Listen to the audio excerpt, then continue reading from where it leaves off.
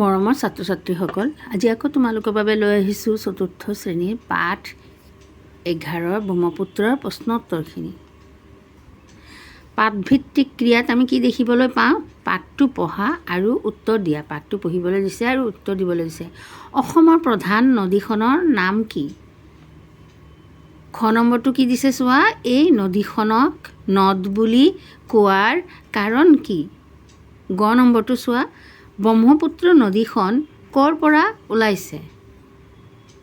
ঘ নম্বৰটো, অসমত ব্ৰহ্মপুত্ৰ নদীক আমি আন কি নামেৰে জানো? অসমক ব্ৰহ্মপুত্ৰ নদীক আমি আন কি নামেৰে জানো? ঙ নম্বৰ প্ৰশ্নটো চোৱা, পৃথিৱীৰ আটাইতকৈ ডাঙৰ নদী দ্বীপটোৰ নাম কি? প্ৰথম ছ নম্বৰটোত আছে, ব্ৰহ্মপুত্ৰ নদীত প্ৰচুৰ পৰিমাণে কি পোৱা যায়? দ্বিতীয় ছ নম্বৰটো চোৱা, ব্ৰহ্মপুত্ৰৰ পানী কেতিয়া উফন্দি উঠে? তাৰপিছতো কি আছে? কেৱল উত্তৰ লিখা। ব্ৰহ্মপুত্ৰ নদীৰ উপনৈবোৰৰ নাম লিখা। খ নম্বৰটো, ব্ৰহ্মপুত্ৰ নদীৰ পাৰত গঢ়ি উঠা ৩খন নগৰৰ নাম লিখা। তাৰপিছতো চোৱা, ব্ৰহ্মপুত্ৰক কেন্দ্ৰ কৰি আমাৰ সভ্যতা সংস্কৃতি কেনেকৈ গঢ় লৈ উঠিছে লিখা। তাৰপিছৰ প্ৰশ্নটো আছে, শব্দ সম্ভাৰ আৰু অভিধান চাই অৰ্থ লিখা। ধাৰাসাৰ, পৰিবহণ, নদীমাতৃক, সভ্যতা, সংস্কৃতি, জীৱিকা, অন্যতম, উফন্দি। এতিয়া খ খণ্ডত কি আছে? ভাষা অধ্যয়ন, ব্যৱহাৰিক ব্যাকৰণ, যুক্তাক্ষৰ ভাঙি পঢ়া আৰু লিখা। যুক্তাক্ষৰখিনি ভাঙি পঢ়িবলৈ কৈছে আৰু তোমালোকক লিখিবলৈ কৈছে। কি আছে? প্ৰথমতে ভ লয়গাল গ, তাত আকাৰ ভলগা, ল গাল গ সমান সমান কি হ'ব? এইটো ভাঙিলে ল যোগ গ, লৈ গৈ লয়গাল গ, লয়গাল গ, ল যোগ গ, লৈ গৈ লয়গাল গ, ভ লয়গাল গ, তাত আকাৰ ভলগা, ব লয়গাল গ, তাত আকাৰ বলগা। নয়ধান্ধ, মূৰ্ধন্য ন যোগ ধ, মূৰ্ধন্য নয় ধৈ, নয়ধান্ধ। দন্ত্য স নয়ধান্ধ, তাত আকাৰ ল দন্ত্য ন, সন্ধালন। দন্ত্য স নয়ধান্ধ, তাত আকাৰ ল দন্ত্য ন থচিকাৰে নি, সন্ধালনি। মূৰ্ধন্য প, মূৰ্ধন্য স যোগ প, মূৰ্ধন্য হৈ পৈ স্প। মূৰ্ধন্য প দি বাক্য চোৱা, শব্দ গঠন কৰা। বতাকাৰে বা, মূৰ্ধন্য প বা স্প। পথ হচুকাৰে পু, মূৰ্ধন্য প পুষ্প। তাৰপিছৰটোলৈ আহা, দন্ত্য তয়মাত ম, তাত অন্তস্থ য়কাৰ, দন্ত্য ত যোগ ম যোগ অন্তস্থ। ইয়াত কেইটা বৰ্ণ আছে? এটা, দুটা, তিনিটা বৰ্ণ লগ লাগি আছে ইয়াত। দন্ত্য তৈ মই ম, তাত অন্তস্থ য়কাৰ, তয়মাত্ম অন্তস্থ য়কাৰ। তয়মাত্ম দি শব্দ গঠন চোৱা। মতাকাৰে মা, হতাকাৰে হা, মাহা, তয়মাত্ম অন্তস্থ য়, মাহাত্ম। দত ঔকাৰে দৌ, ৰতাকাৰে ৰা, তয়মাত্ম দৌ ৰা, তয়মাত্ম অন্তস্থ য়কাৰ কি হ'ব? দৌৰাত্ম।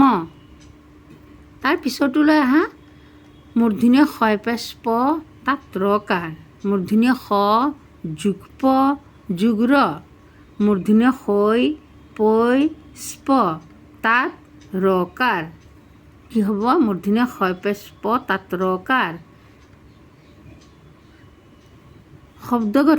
শব্দ গঠনবিলাক চোৱাচোন। দন্ত্য নত হচিকাৰে নি, মূৰ্ধন্য প নি স্প, তাত ৰকাৰ নিস্প্ৰা, প্ৰ নিস্প্ৰ, তাত আকাৰ দিলে কি হ'ব? নিস্প্ৰা।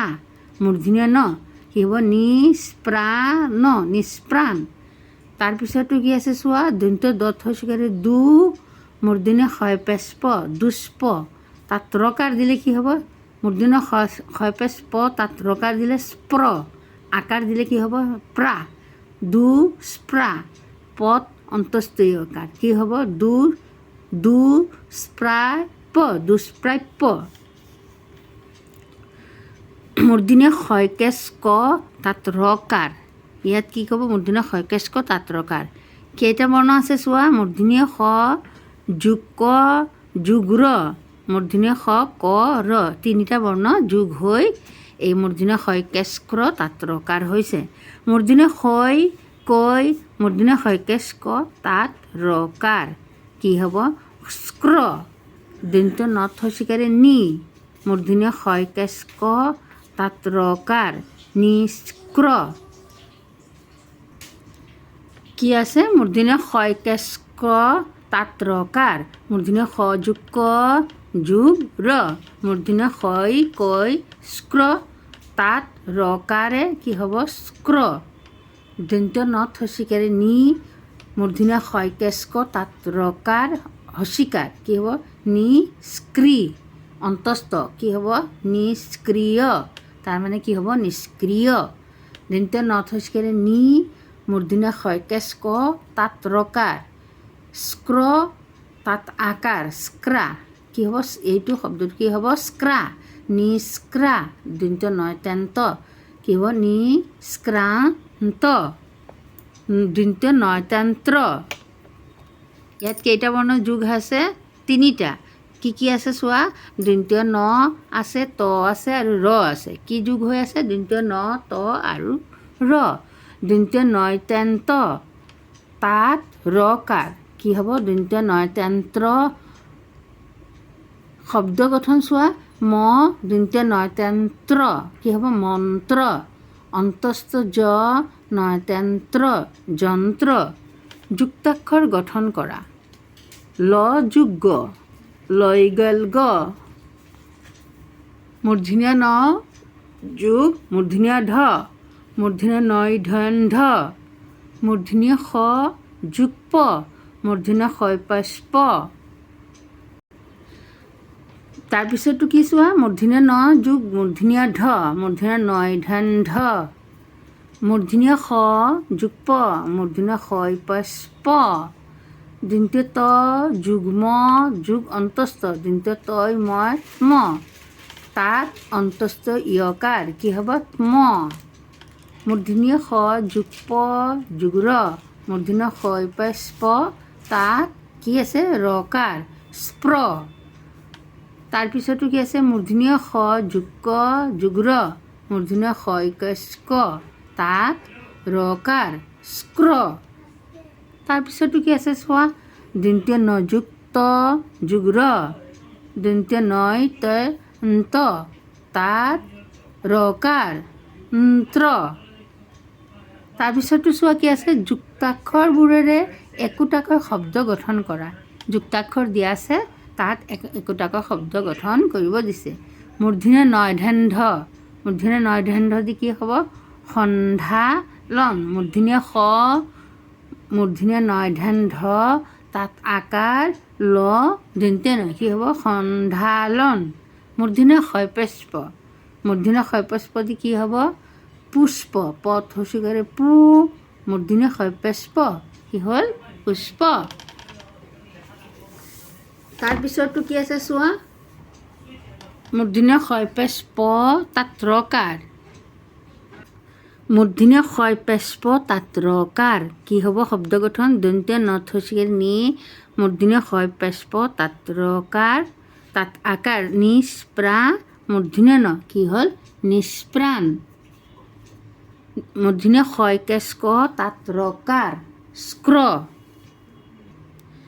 তাৰপিছতো কি আছে চোৱা, মূৰ্ধন্য ক্ষয়কেশ ক তাত ৰকাৰ, তাৰ শব্দ কি হ'ব দন্ত নত হস্যিকাৰে নি, মূৰ্ধন্য ক্ষয়কেশ ক তাত ৰকাৰ নি স্ক্ৰ, তাত হস্যিকাৰ দিলে কি হ'ব স্ক্ৰি, নিষ্ক্ৰি অন্তস্থ কি হ'ব নিষ্ক্ৰিয়। দন্ত্য নয় তেন্ত তাত ৰকাৰ কি হ'ব শব্দ গঠন চোৱা, দন্ত নত হস্যিকাৰে নি, ম দন্ত নয় তেন্ত্ৰ, দন্ত্য ন কি হ'ব নিমন্ত্ৰণ। তয়মাত্মদি চোৱা, তয়মাত্মদি কি হৈছে? চৰে আ তয়মাত্ম তাত আকাৰ আত্মা। নেক্সট প্ৰশ্নটো চোৱা কি আছে, প্ৰশ্ন নহয়, এইখিনি তোমালোকে জানা কথাটো দিছে। ব্ৰহ্মপুত্ৰত থকা শিশু বৰ্তমান দুষ্প্ৰাপ্য হৈ আহিছে। ব্ৰহ্মপুত্ৰৰ নিচিনা ভলগাঁও এখন ডাঙৰ নদী। ব্ৰহ্মপুত্ৰৰ নিচিনা ভলগাঁও এখন ডাঙৰ নদী। সন্ধালনী মানে সকলোৱে জনা শুনা। সন্ধালনী মানে সকলোৱে জনা শুনা। তাহানিৰে পৰা আমাৰ গীতিকাৰসকলে ব্ৰহ্মপুত্ৰ নদীক লৈ গীত ৰচনা কৰিছিল। আমাৰ গীতিকাৰসকলে ব্ৰহ্মপুত্ৰ কবিসকলে ব্ৰহ্মপুত্ৰক লৈ বিভিন্ন ধৰণৰ কি কৰিছিল? গীত লিখিছিল, কবিতাও লিখিছিল ন। তাৰপিছত আছে যুক্তাক্ষৰ ভাঙি লিখা। যুক্তাক্ষৰখিনি ভাঙি লিখিবলৈ দিছে। ইয়াত কি আছে? ইয়াত দেখিবলৈ তোমালোকে ক্ষীয় নিচিনা লাগেনে? হয়, ক্ষীয় নহয়, এইটো হয় হ যোগ ম, হ আৰু ম যোগ হৈ এনেকুৱা ক্ষীয় নিচিনা অকণ আকাৰটো বেলেগ, ক্ষীয় হয় ম। তাৰপিছত দন্ত্য ন টু, ইয়াত কি কি যোগ আছে? দন্ত্য ন, তাৰপিছত ত আৰু কি আছে? হস্য উ। তাৰপিছততো কি আছে? কৈত্যক্ত, ক যোগ দন্ত্য ত, ক আৰু ত মিলি কি হয়? এনেকুৱা লিখিব লাগে, কৈত্যক্ত। তাৰপিছতো কি আছে? দন্ত্য শঠেষ্ঠ, এইটো থ, কিন্তু হ নিচিনা লিখা হয় কিন্তু থ। দন্ত্য স যোগ দন্ত্যা থ। তাৰপিছতো কি আছে? দন্ত্য নয়তন্ত্ৰ, নয়তন্ত্ৰ হ'লে দন্ত্য ন যুক্ত যোগ ৰ। তাৰপিছতো কি আছে চোৱা? যুক্তাক্ষৰ দন্ত্য শইকেস্ক তাত ৰিকাৰ স্ক্ৰী। ইয়াত কেইটা বৰ্ণ যোগ হৈ আছে? দন্ত্য স, ক আৰু ৰি। তাৰপিছৰ প্ৰশ্নটোলৈ আহা। দফাটো পঢ়া আৰু তাত থকা নাম বুজোৱা শব্দবোৰ বাছি উলিয়াই লিখা। নাম বুজোৱা শব্দবিলাক বাছি উলিয়াই এই খালী ঠাইখিনিত লিখিব দিছে। ব্ৰহ্মপুত্ৰ হিমালয় পৰ্বতৰ মানস সৰোবৰৰ পৰা ওলাইছে। ই বিভিন্ন ঠাইৰ মাজেৰে বৈ আহোঁতে বিভিন্ন নাম লৈছে। অসমত ইয়াক লুইত নামেৰেও জনা যায়। সেই নাম বুজোৱা শব্দ কি কি আছে চোৱা? ব্ৰহ্মপুত্ৰ হিমালয় পৰ্বতৰ, ব্ৰহ্মপুত্ৰটো কি? এটা নাম নহয়, নদীৰ নাম। হিমালয় এটা পৰ্বতৰ নাম। মানস সৰোবৰৰ পৰা ওলাই আছে, মানস সৰোবৰো এটা নাম। সেইকাৰণে কি হ'ব? ব্ৰহ্মপুত্ৰ হিমালয় মানস আদি নাম বুজোৱা শব্দ। ই বিভিন্ন ঠাইৰ মাজেৰে বৈ আহোঁতে বিভিন্ন নাম লৈছে। অসমত ইয়াক লুইত নামেৰেও জনা যায়। অসমখনো এটা ৰাজ্যৰ নাম আৰু লুইটো এটা নদীৰ নাম, মানে ব্ৰহ্মপুত্ৰ আন এটা নাম লুই, তাৰমানে নাম বুজোৱা শব্দ। এইটো নাম বুজোৱা। তেনেহ'লে কি কি আছে নাম বুজোৱা শব্দ? ব্ৰহ্মপুত্ৰ আছে, হিমালয় আছে, মানস আছে, তাৰপিছত অসম আৰু লুইত, এইকেইটাই আছে আৰু নাই। এই তিনিটা হ'বলা ভুলতে ছপা বহি গ'ল।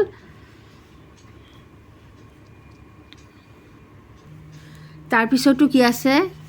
জ্ঞান সম্প্ৰসাৰণ। গ অংশত কি আছে? জ্ঞান সম্প্ৰসাৰণ। জানো আহা, এইখিনি জানাৰ কথা তোমালোকে এইখিনি ভালকৈ শিকি ল'বা। ব্ৰহ্মপুত্ৰ নদীক কেন্দ্ৰ কৰি বহুতো লোকে জীৱিকা নিৰ্বাহ কৰে। ব্ৰহ্মপুত্ৰ নদীক কেন্দ্ৰ কৰি বহুতে তাৰ পৰা বিভিন্ন ধৰণৰ ব্যৱসায় কৰে। ব্ৰহ্মপুত্ৰ জীৱিকাৰ বাবে কোনে কি কৰে? এতিয়া চোৱা, মাছমৰীয়াই কি কৰে? মাছ মাৰি জীৱিকা নিৰ্বাহ কৰে। মাছমৰীয়াই মাছ ধৰি আনি কি কৰে? বজাৰত বিক্ৰী কৰে। সেই তাৰ এটা জীৱিকা হ'ল, ব্যৱসায় হ'ল। নাৱৰীয়াই কি কয়? নাও হ'ল জল পৰিবহণৰ স্থানীয় যান। নাৱেৰে যাত্ৰী অনা নিয়া, কাঠ, বাঁহ, মাটিৰ বাচন আদি সামগ্ৰী কঢ়িয়া কাম কৰি জীৱিকা নিৰ্বাহ কৰে। নাৱৰীয়াই কি কৰে? এই বস্তুখিনি পানীৰে নি এঠাইৰ পৰা আন ঠাইলৈ সিহঁতে কি কৰে?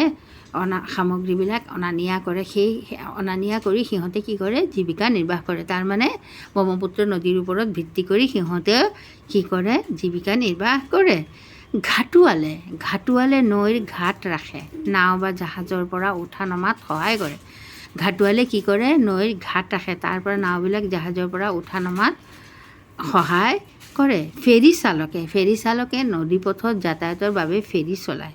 ফেৰী চালকে কি কৰে? নদীৰে ফেৰী চলাই মানুহ, বস্তু বাহানি সিহঁতেও কি কৰে? কঢ়িয়াই নিয়াত সহায় কৰে।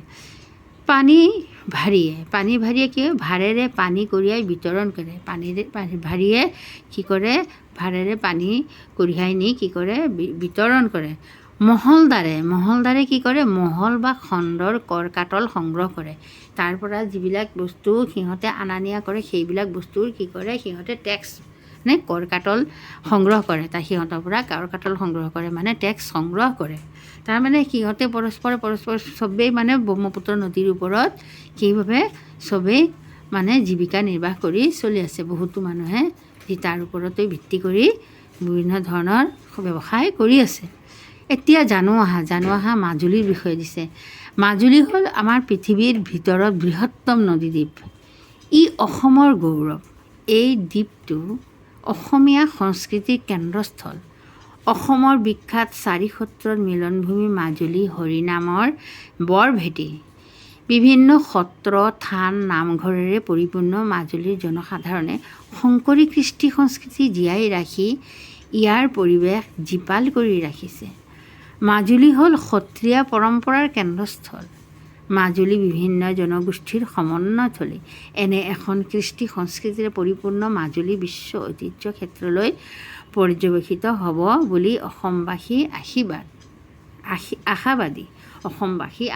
তোমালোকে মাজুলী গৈছানে? মাজুলী বহুত ধুনীয়া জেগা। মাজুলীত গ'লে বহুত ভাল লাগে। চাৰিওপিনে নদী আছে, মাজত দ্বীপটো, তাতে বিভিন্ন ধৰণৰ নামঘৰ আছে, সত্ৰ আছে, থান আছে। গ'লে বহুত ভাল লাগে। একদম মানে কি ক'বা, একদম মানে প্ৰাকৃতিক সৌন্দৰ্যৰ এটা মানে অপূৰ্ব মানে কেন্দ্ৰস্থল তাত। হৈছেনে? বুজি পাইছানে তোমালোকে? এতিয়া তাৰপিছততো কি আছে, জানো আহা। প্ৰকৃতিৰ কোনো বিপৰ্যয়কে মানুহে বাধা দিব নোৱাৰে, কিন্তু আগতীয়াকৈ সাৱধানতা অৱলম্বন কৰিলে সেইবোৰৰ পৰা অলপ হ'লেও কি হয়, অনিষ্ট কিছু লাঘৱ কৰিব পাৰি। তেনে কিছুমান দুৰ্যোগ হ'ল ভূমিকম্প, বানপানী, ধুমুহা বতাহ, চুনামি, খৰাং বতৰ আদি। সেইবিলাক আমি খণ্ডন কৰিব নোৱাৰিম, কিন্তু কি হ'ল, কিছুমান সাৱধানতা অৱলম্বন কৰি হ'লেও কিছু আমি তাৰ পৰা অনিষ্ট হোৱাৰ পৰা ৰক্ষা পাব পাৰোঁ। তাৰপিছৰ প্ৰশ্নটো চোৱা। নাৱৰীয়া, আৰক্ষী, ডুবাৰু, অগ্নি নিৰ্বাপক বাহিনীৰ ডক্তৰ এইসকল তলত উল্লেখ কৰা কি কি কামৰ লগত জড়িত লিখা। এই তোমালোকে কি দিছে, ইয়াত কি দিছে, এই খালী ঠাইবিলাক দিছে, তাত কি কি কামৰ লগত সিহঁত জড়িত। নাৱৰীয়া, আৰক্ষী, ডুবাৰু, অগ্নি নিৰ্বাপক বাহিনী, ডাক্তৰ। ক নম্বৰটো চোৱা। কোনোবা পানীত ডুবিলে উদ্ধাৰ কৰে। কোনে উদ্ধাৰ কৰে? কোনোবা পানীত ডুবিলে ডুবাৰুসকলে কি কৰে? উদ্ধাৰ কৰে। খ নম্বৰটো চোৱা। জুই লাগিলে নুমুৱাত সহায় কৰে। কোনে সহায় কৰে? অগ্নি নিৰ্বাপক বাহিনীয়ে কি কৰে? জুই নুমুৱাত, ঘৰত বা জুই লাগিলে বা ক'ৰবাত বজাৰত জুই লাগিলে কি কৰে? অগ্নি নিৰ্বাপক বাহিনী আহি সেই জুইখিনি নুমুৱাত সহায় কৰে। নদী ইপাৰ সিপাৰ কৰোৱায়। নদী ইপাৰ সিপাৰ কোনে কৰে? আমাক নাৱৰীয়াই। আইন শৃংখলা ৰক্ষা কৰে। দেশৰ আইন শৃংখলা ৰক্ষা কৰাত কোনে সহায় কৰে? আমাক আৰক্ষীয়ে। তাৰপিছত ৰোগীক চিকিৎসা কৰে। ৰোগীক কোনে চিকিৎসা কৰে? ডাক্তৰে ৰোগীক চিকিৎসা কৰি ভাল কৰে। তাৰ আগত চোৱা দিছে কি, জানিলোঁ। ৰচনা হ'ল কোনো এটা বিষয়ৰ বৰ্ণনা বা বিৱৰণ। ৰচনা মানে কি? কোনো এটা বিষয়ৰ বৰ্ণনা বা বিৱৰণ। যেনেকৈ গৰুৰ ৰচনা লিখিবলৈ গৰুৰ বিষয়ে তোমালোকে সকলোখিনি বৰ্ণনা কৰি লিখিব লাগিব। ৰচনা লিখিবলৈ হ'লে আমি তলত দিয়া ভাগ অনুসৰি লিখিব লাগিব। যধে মধে লিখিলেও নহ'ব। ভাগ অনুসৰি তোমালোকে প্ৰথম ভাগত কি পৰে, তাৰপিছত কি লিখিব লাগিব, তাৰপিছত সেইখিনি ভাগ লিখি দিয়া থাকে। তেনেদৰে লিখিলে তোমালোকে পৰীক্ষাত নম্বৰ পাবা। এনে অযথা লিখিলে নম্বৰটো নাপাবা। 1 নম্বৰটো চোৱা। আৰম্ভণি। 1 নম্বৰ আৰম্ভণি লিখিব লাগিব। তাৰপিছত 2 নম্বৰটো বিৱৰণ। তাৰপিছতটো উপকাৰিতা। 4 নম্বৰটো কি হয়? অপকাৰিতা। 5 নম্বৰটো সামৰণি মাৰি এই ৰচনাটো শেষ। ৰচনা লিখোঁতে এটা কথা মনত ৰাখিবা, সকলো বস্তুৰ অপকাৰিতা নাথাকে। গৰুৰ বিষয়ে তলত বাক্যকেইটা ৰচনা ক্ৰমত সজাই লিখা। গৰুৰ বিষয়ে ৰচনা দিছে, ক্ৰমত সজাই লিখিব। এতিয়া উল্টা পুল্টাকৈ দিয়া আছে, তাক তোমালোকে ক্ৰমত সজাই লিখিব দিছে। গৰুৰ নেজ এডাল। গাই গৰুৱে গাখীৰ দিয়ে। গৰু বিভিন্ন বৰ্ণৰ আছে। গৰুৰ প্ৰধান আহাৰ ঘাঁহ। প্ৰবাদ আছে, যাৰ নাই গৰু সি সবাতকৈ সৰু। গোবৰ সাৰ হিচাপে ব্যৱহাৰ কৰা হয়। গৰুৰ কাণ 2খন, চকু 2টা। বলদ গৰুৰে হাল বায় আৰু মৰণা মাৰে। গৰু উপকাৰী জন্তু, ই শান্ত প্ৰকৃতিৰ। গৰু এবিধ চাৰিঠেঙীয়া ঘৰচীয়া জন্তু। এই গৰুৰ বিষয়ে ৰচনা দিয়া আছে, কিন্তু এইটো মানে খেলি মেলিকৈ দিয়া আছে, তোমালোকে ক্ৰমত সজাই লিখিব দিছে, সেইখিনি তোমালোকে নিজেই কৰিবাচোন। এতিয়া প্ৰশ্ন উত্তৰখিনি আমি আলোচনা কৰোঁ ব'লা। ক নম্বৰটো কি আছে? অসমৰ প্ৰধান নদীখনৰ নাম কি? অসমৰ প্ৰধান নদীখনৰ নাম কি? উত্তৰটো কি হ'ব? অসমৰ প্ৰধান নদীখনৰ নাম হ'ল ব্ৰহ্মপুত্ৰ। খ নম্বৰ, এই নদীখনক নদ বুলি কোৱাৰ কাৰণ কি? উত্তৰটো হ'ব চোৱা, পুৰণি আখ্যান মতে ব্ৰহ্মপুত্ৰ ব্ৰহ্মাৰ পুত্ৰ হোৱাৰ বাবে এই নদীক নদ বুলি কোৱা হয়। মানে পুৰণি আখ্যান মতে ব্ৰহ্মপুত্ৰ নদীখনক ব্ৰহ্মাৰ পুত্ৰ বুলি কোৱা হয় বাবে এই নদীক নদ বুলি কোৱা হয়। গ নম্বৰটো চোৱা, ব্ৰহ্মপুত্ৰ নদীখন ক'ৰ পৰা ওলাইছে? উত্তৰটো কি হ'ব চোৱা, ব্ৰহ্মপুত্ৰ নদীখন হিমালয় পৰ্বতৰ মানস সৰোবৰৰ পৰা ওলাইছে। ঘ নম্বৰটো চোৱা, অসমত ব্ৰহ্মপুত্ৰ নদীক আমি আন কি নামেৰে জানো? অসমত ব্ৰহ্মপুত্ৰ নদীক আমি আন কি নামেৰে জানো? উত্তৰটো হ'ব, অসমত ব্ৰহ্মপুত্ৰ নদীক আমি লুইত নামেৰে জানো। কি নামেৰে জানো? আন এটা নাম লুইত নামেৰে জানো। ঙ নম্বৰটো চোৱা, পৃথিৱীৰ আটাইতকৈ ডাঙৰ নদীদ্বীপটোৰ নাম কি?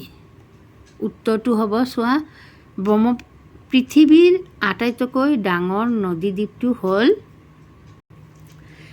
নদীদ্বীপটো কি হ'ল? মাজুলী।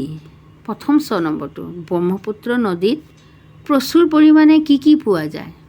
উত্তৰটো হ'ব, ব্ৰহ্মপুত্ৰ নদীত কি কি পোৱা যায়? ব্ৰহ্মপুত্ৰ নদীত প্ৰচুৰ পৰিমাণে মাছ, কাছ, শিশু আদি পোৱা যায়।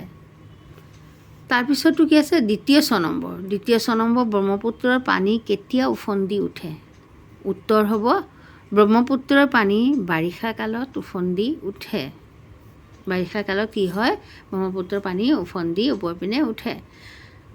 ক নম্বৰটো চোৱা, ব্ৰহ্মপুত্ৰ নদীৰ উপনৈবোৰৰ নাম লিখা। ব্ৰহ্মপুত্ৰ নদীৰ উপনৈবোৰৰ নাম লিখা। উত্তৰটো হ'ব, ব্ৰহ্মপুত্ৰ নদীৰ উপনৈবোৰ হ'ল সোৱণশিৰি, কপিলী, দিচাং, দিখৌ, দিহিং, দিবং, ভোগদৈ, ধনশিৰি, ভৰালী, পাগলাদিয়া, মানাহ, আই আদি। তাৰপিছত খ নম্বৰ প্ৰশ্নটো চোৱা, ব্ৰহ্মপুত্ৰ নদীৰ পাৰত গঢ়ি উঠা তিনিখন নগৰৰ নাম লিখা। ব্ৰহ্মপুত্ৰৰ পাৰত গঢ়ি উঠা তিনিখন নগৰৰ নাম। উত্তৰটো হ'ব, ব্ৰহ্মপুত্ৰ নদীৰ পাৰত গঢ়ি উঠা তিনিখন নগৰ হ'ল গুৱাহাটী, ডিব্ৰুগড়, তেজপুৰ আদি। গ নম্বৰটো চোৱা, ব্ৰহ্মপুত্ৰ নদীৰ ওপৰত থকা দলং তিনিখনৰ নাম লিখা। ঙ নম্বৰটো কি আছে? ব্ৰহ্মপুত্ৰ নদীৰ ওপৰত থকা দলং তিনিখনৰ নাম লিখিবলৈ। উত্তৰটো চোৱা, কি হ'ব? ব্ৰহ্মপুত্ৰ নদীৰ ওপৰত থকা তিনিখন দলং হ'ল শৰাইঘাট দলং, কলীয়াভোমোৰা দলং আৰু নৰনাৰায়ণ সেতু আদি। তাৰপিছৰ প্ৰশ্নটো চোৱা, ব্ৰহ্মপুত্ৰক কেন্দ্ৰ কৰি আমাৰ সভ্যতা সংস্কৃতি কেনেকৈ গঢ় লৈ উঠিছে? লিখা। ব্ৰহ্মপুত্ৰক কেন্দ্ৰ কৰি আমাৰ সভ্যতা সংস্কৃতি কেনেকৈ গঢ় লৈ উঠিছে? ব্ৰহ্মপুত্ৰ নদী অসমৰ জীৱনী শক্তি আৰু গৌৰৱৰ প্ৰতীক। এই নদীয়ে অসমৰ ভূমি, সভ্যতা, সংস্কৃতি আৰু অৰ্থনীতি গঢ়ি তুলিছে। ইয়াৰ পানীয়ে খেতি পথাৰত সঞ্চয় হয় আৰু মাছ, পৰিবহণ, কৃষি আদি ক্ষেত্ৰত সহায় কৰে। ব্ৰহ্মপুত্ৰৰ কাষত বহু প্ৰাচীন নগৰ আৰু মন্দিৰ গঢ়ি উঠিছে। সাহিত্য, সংগীত আৰু লোকগাথাতো এই নদীৰ বিশেষ স্থান আছে। সেয়েহে ব্ৰহ্মপুত্ৰক অসমৰ মাক বুলি কোৱা হয়, যিয়ে ৰাজ্যখনৰ জীৱনধাৰা আগবঢ়াই ৰাখিছে। এতিয়া শব্দ আছে, অৰ্থ লিখিব দিছে। ধাৰাসাৰ মানে একেৰাহে পৰা। তাৰপিছতো কি আছে চোৱা, পৰিবহণ মানে বস্তু, মানুহ এঠাইৰ পৰা আন ঠাইলৈ অনা নিয়া কাৰ্য। নদীমাতৃক মানে নৈৰ পানীৰ দ্বাৰা উৰ্বৰা হোৱা দেশ। সভ্যতা, সভ্যতা মানে সভ্য লোকৰ গুণ বা আচৰণ। তাৰপিছতো কি আছে চোৱা, সংস্কৃতি, সংস্কৃতি মানে ৰীতি নীতি। জীৱিকা, জীৱিকা মানে ব্যৱসায় বৃত্তি। তাৰপিছতো কি আছে চোৱা, অন্যতম, অন্যতম মানে বহুতৰ ভিতৰত বিশেষ এজন। তাৰপিছতো কি আছে, উফন্দি, উফন্দি মানে উখহি। তাৰ পিছৰ প্ৰশ্নটোলৈ আহা, নদীৰ উপকাৰিতা আৰু অপকাৰিতাৰ বিষয়ে লিখা। এতিয়া নদীৰ উপকাৰিতা, নদীৰ উপকাৰিতা কি? নদীৰ পানীত বান্ধ দি জলবিদ্যুৎ উৎপাদন কৰিব পাৰি। তাৰপিছত 2 নম্বৰ পইণ্টটো কি হ'ব চোৱা, নদীৰে জল পৰিবহণ ব্যৱস্থা কৰিব পাৰি। 3 নম্বৰ পইণ্টটো, নদীৰ পাৰৰ মাটি সাৰুৱা বাবে তাত খেতি ভাল হয়। 4 নম্বৰটো কি হ'ব চোৱা, নদীৰ সুঁতি ব্যৱহাৰ কৰি মাছ খেতি কৰিব পাৰি। 5 নম্বৰ পইণ্টটো হ'ব, নদীৰ পানী ব্যৱহাৰ কৰি সহজে খেতি পথাৰত পানী যোগান ধৰিব পাৰি। তাৰপিছত আহিল নদীৰ অপকাৰিতা, অপকাৰিতাও আছে, ইয়াৰ গুণো আছে দোষো আছে।